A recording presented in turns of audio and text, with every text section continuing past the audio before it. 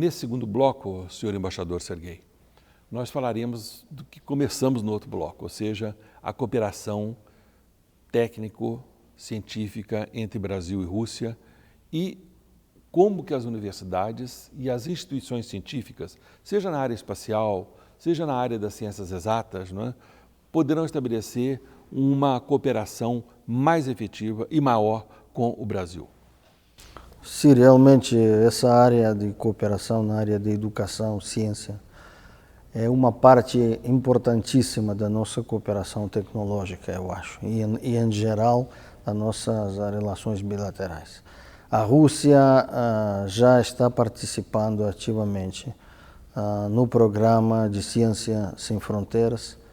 Várias universidades da Rússia, não somente a Universidade Estatal Lomonosov de Moscou, que o senhor mencionou, mas também muitas outras universidades do país, inclusive as universidades de Oriente da Rússia, como de Vladivostok, de Novosibirsk, e outras cidades da parte oriental da Rússia, estão oferecendo possibilidades para os estudantes brasileiros passar a estudar várias carreiras que existem, e eu acho, posso dizer que em realidade os estudos, as bolsas de estudos na Rússia gozam de certo grande interesse entre os estudantes brasileiros.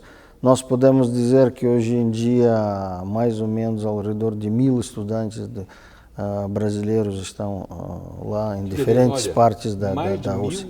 Não mais, ao redor de 1.000 estudantes, eu diria por aí. É um número já alvissareiro, um número positivo, mas considerando o tamanho da população brasileira e o tamanho também, ou seja, o país geograficamente que é o maior do mundo, que é a Rússia, ou seja, esse número poderia ser muito maior, não é, embaixador? Isso mesmo.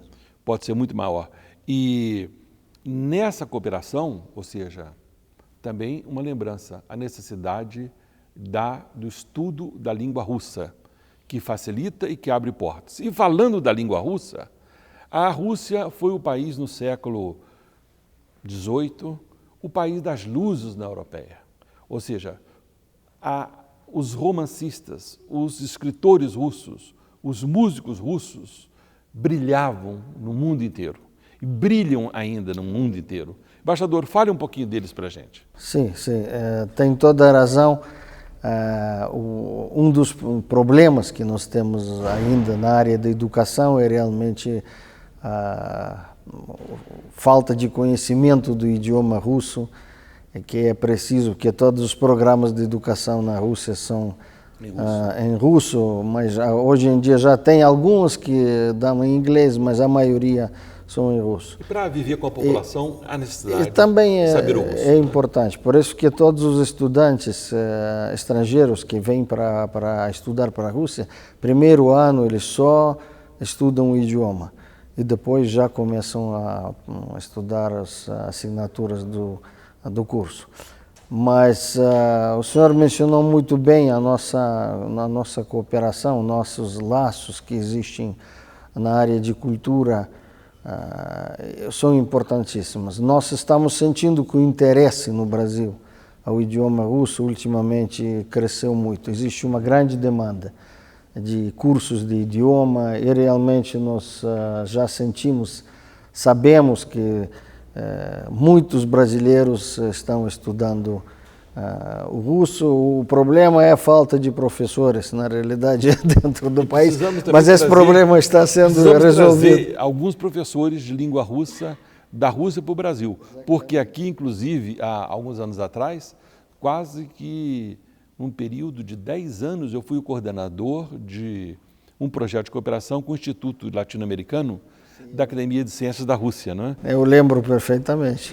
Isso, nós levamos mais de 100 estudantes, brasileiros para a Rússia, e muitos deles depois acabaram fazendo tese sobre a Rússia, e enfim, porque a cultura, a simpatia do povo é contagiante, né? E falando também da literatura, da cultura, nós também estamos vendo que as obras de grandes escritores, de músicos da Rússia, como Chekhov, Dostoiévski, Tolstói e outros, são muito bem procurados no Brasil. E em qualquer livraria que você entra aqui no país, você sempre encontra imprescindíveis, né? Obras de grandes escritores russos. E o que eu gostaria, poesia também.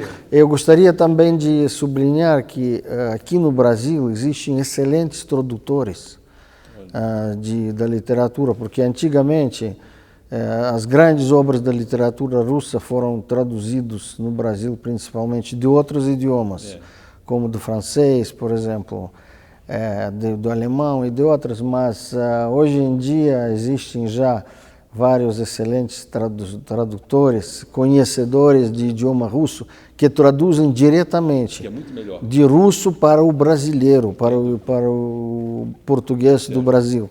Isso é muito importante e já temos vários livros traduzidos dessa forma.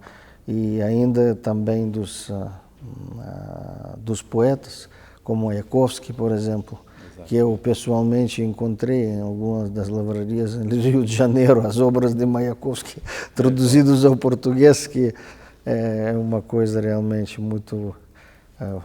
dá muito prazer e orgulho ver aqui, e um sente que realmente existe um interesse entre o público brasileiro para a cultura russa. Eu quero dizer que também na Rússia existe um grande interesse pelas obras da literatura e da música brasileira.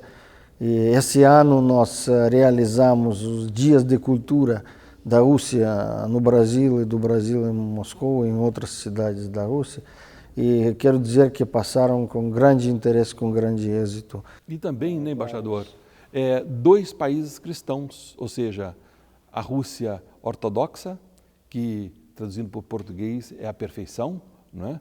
Desde o cisma da separação do cristianismo, por não reconhecer a infabilidade do Papa, né? Tem o Patriarcado de Moscou, mas também é a qualidade, ou seja, a religião russa são os mesmos santos, os mesmos evangelistas, não é? E também isso também tudo nos aproxima. E um país também que existe uma grande devoção a Maria Santíssima, não é? Isso. Grande devoção a Maria Santíssima. Então, isso também, esse aspecto religioso que está no coração do russo e está no coração do brasileiro, é um outro aspecto de aproximação. Mas existem problemas também nessa região. E no próximo bloco nós vamos falar sobre os conflitos nas vizinhanças, a geopolítica russa e os melhores caminhos para a paz e também uma versão russa dos conflitos na Ucrânia, porque aqui a mídia geralmente mostra uma versão das grandes agências de notícias estadunidenses ou europeias e pouco se escuta sobre a versão russa do fenômeno. O embaixador Sergei vai nos explicar, não é, a visão do seu país sobre esses problemas. Então, até daqui a pouco, no próximo bloco.